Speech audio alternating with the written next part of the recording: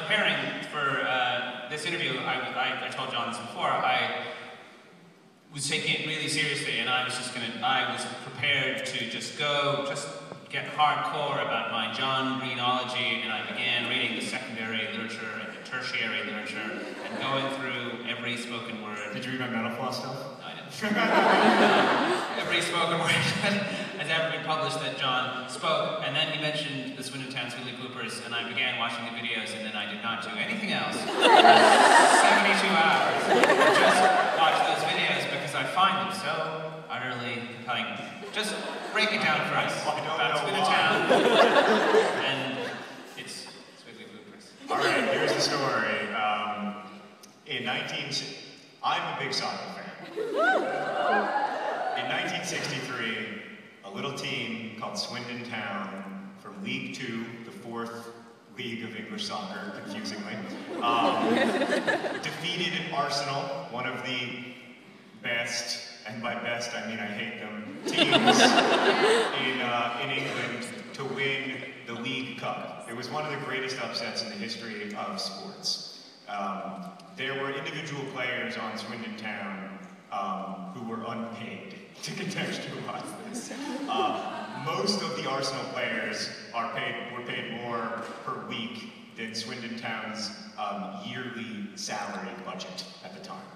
So it was one of the great upsets of all time.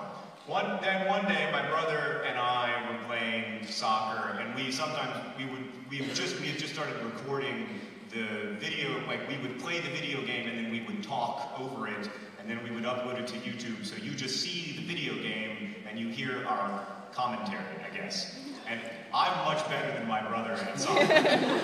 So he was Arsenal and I decided to be Swindon Town because I remembered this great heroic victory, and I won.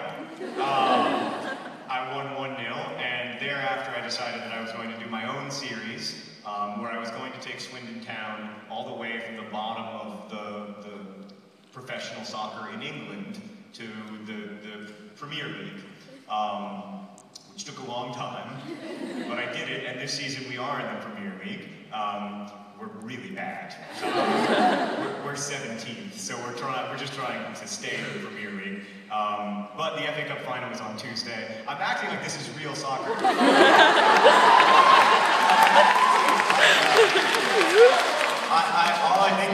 All I've been thinking about this whole time I've been traveling is the FA Cup final. And I know, I watched tape, Lev, to be totally honest with you.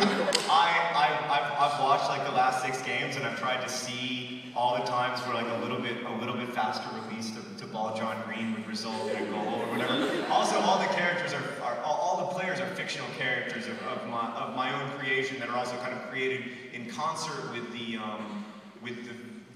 viewers of the videos. So they decide, based on their names, like they decide who they'll be, but our 2 forwards, our 2 starting strikers are Ball John Green and Other John Green. And they're married.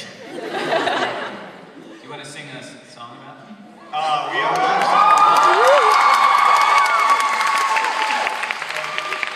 have the two most common ways we score this season, because we're really bad, are Ball John Green passes to Other John Green, and then Other John Green scores. And when that happens, we sing a song based on Mickey Mouse Clubhouse, which goes, John Green's ball to Other John Green's. They love each other and they love our team. And then, the other main way we score is we have this really tall central defender named Fitz Hall. And the reason he's named Fitz Hall is so that he can have the nickname One Size Fits All. But the thing I want to tell you about this that is amazing is that Fitz Hall is a real person, and he plays on a real soccer team. And the song that we made up about him, the actual supporters of his actual soccer team sing at the actual games. But that song is, he's big, he's small, he's also short and tall, one size fits all.